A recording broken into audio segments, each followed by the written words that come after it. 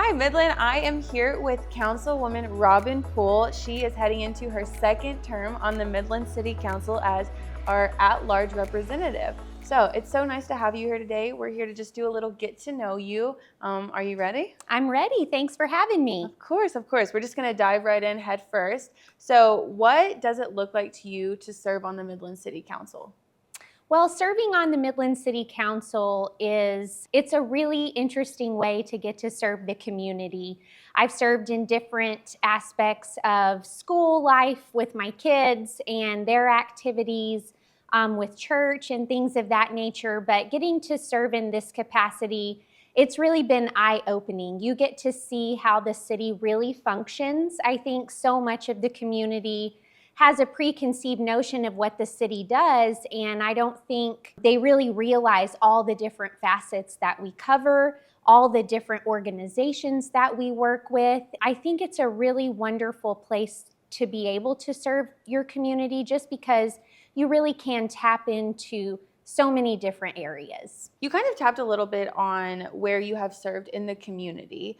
What does that look like? Go deeper into that. Tell us what you're involved in, what you've done in the past, how you're involved in Midland. Okay, well, I have 3 kids, all at various age ranges. And so with them, I've served, as team mom for some of their sporting activities, but then I've served with project graduation. I've gotten to serve with my church in single moms ministry, which is something that's really close to my heart. My mom was a single mom, and I was a single mom for 9 years as well. And so that is just a really special thing that I've been able to do, along with some grief ministry. And currently I serve on the Teen Flow Board of Directors, and that's a ministry in Southeast Midland, and it's a really great organization as well. So those are just a few of the things that I've been able to do in my lifelong tenure here in Midland. Yeah, no, thank you for sharing that. That's some awesome work that you're doing in the community. You are one of our at-large representatives in your first term and going into your second term come January. What does it look like for you to serve as an at-large representative? Well, I think the at-large position is a little bit different just because we are not focused on one district. That means anybody can reach out to us, and we're able to really tap into any area.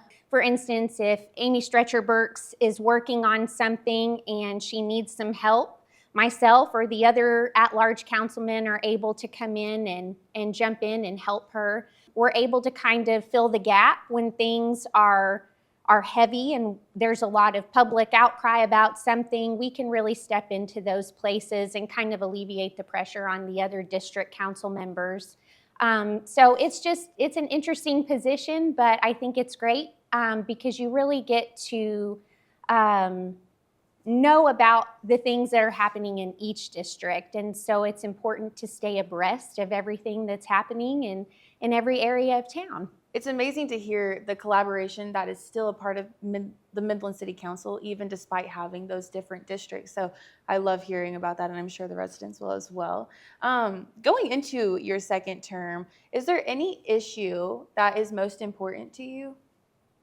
Well, I think for me personally, Air Park has become something that has become a very deep-seated project of mine, if you will.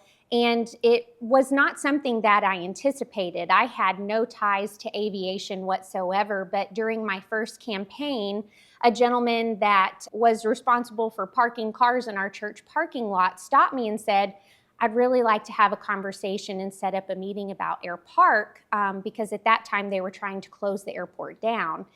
And I said, man, I really don't want to touch that with a 10-foot pole, but I agreed to the meeting. And once I got out there and met with individuals that were a part of the aviation community, I realized what a gem that airport was.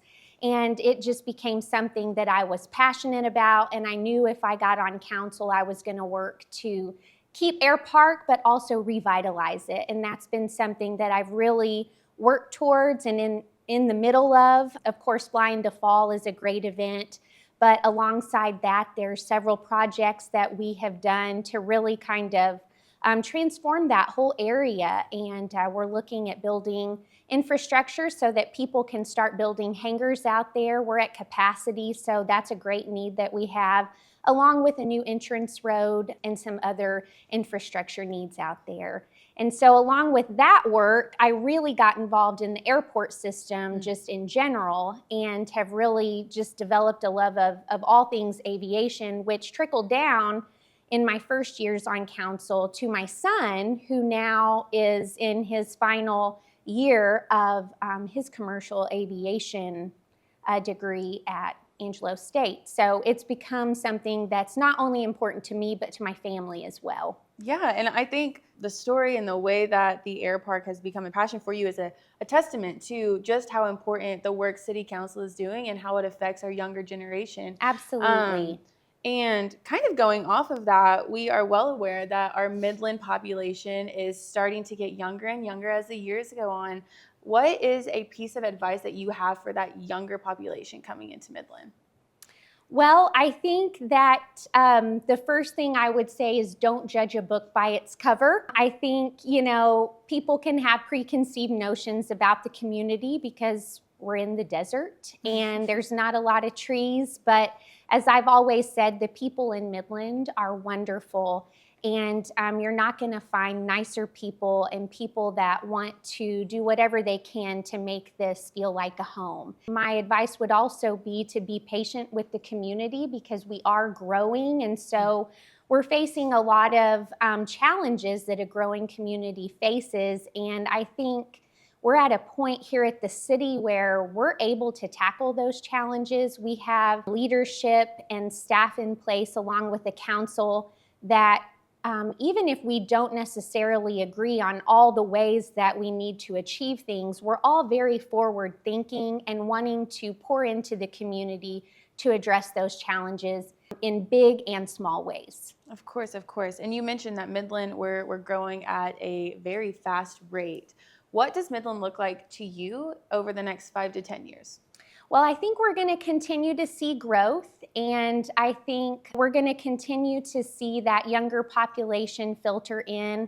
I think the amount of children that we have in this community is just continuing to grow. And so just being able to offer different amenities to our community that kind of fills that need for that young family population is going to be really important. I think the different programming that we've done is honestly not a really expensive way to invest in the community, but it offers so much. Fly into Fall, Chalk the Block, our recent Midland Mary Lights. These are just great programs that really give the community an opportunity to get out, fellowship with one another, and really just come together with a sense of true community. Yes, ma'am. I completely agree. We're going into your second term, but we know there was once a conversation with your husband, with your family, about what it would look like joining the Midland City Council. So tell us a little bit about how that conversation went with your family when you first wanted to join the Midland City Council. Well, I'll tell you, the first conversation was very different than this time around. The first time, it was actually my husband that encouraged me to run. He knew how much I really loved politics and government and things of that nature. And so he just came in and he said, I really think you need to do this. And I thought he was crazy. But the more I thought about it and prayed about it, it just became something that I knew I wanted to do. This time around, I think, was a little different because after you've been on council, I think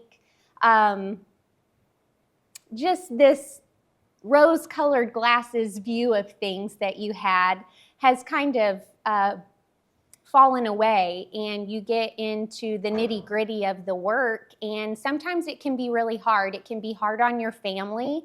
The time that you have to kind of really factor in for council, some of the things that you have to say no to in your private life, to attend city events and things like that. It's just finding that balance. So whenever we started having the conversations on whether I was going to run again or not. I think those conversations looked very different, but my husband and my kids all are my biggest support. And so they were all 100% in. I think my youngest son is my biggest fan.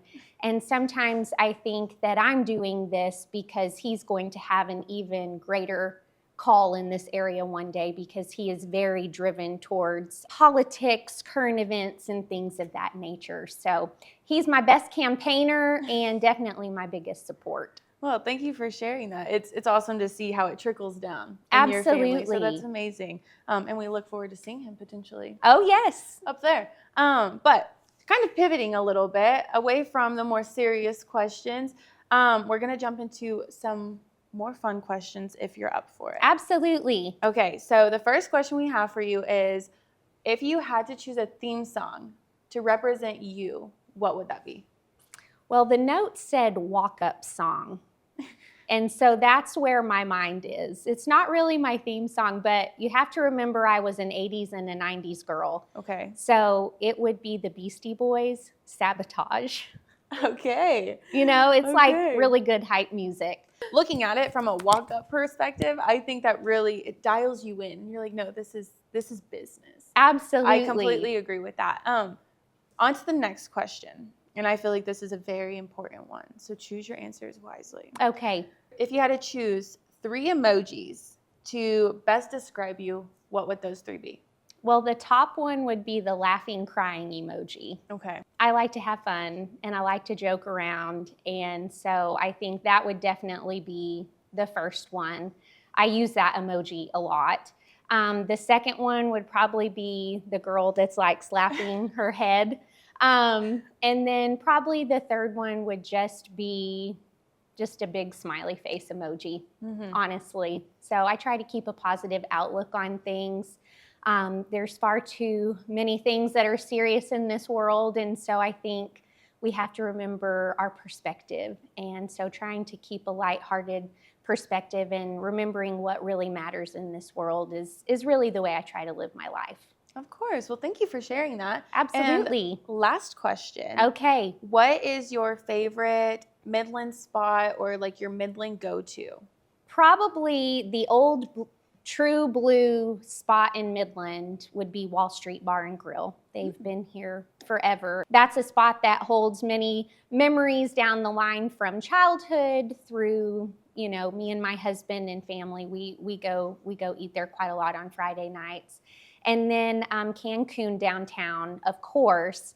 And one of our more recent finds is MD Pizza Factory. And that's just a place where my kids really love to go. The pizza's great, but the environment in his little restaurant is just really sweet. He's got some old school video games that my youngest son likes to sit and play at. So I don't know, there's just a sense of nostalgia. Of course. Well, thank you for sharing that. Absolutely. And thank you for taking this time to meet with us, and we look forward to see what you continue to do on Midland City Council. Thank you so much.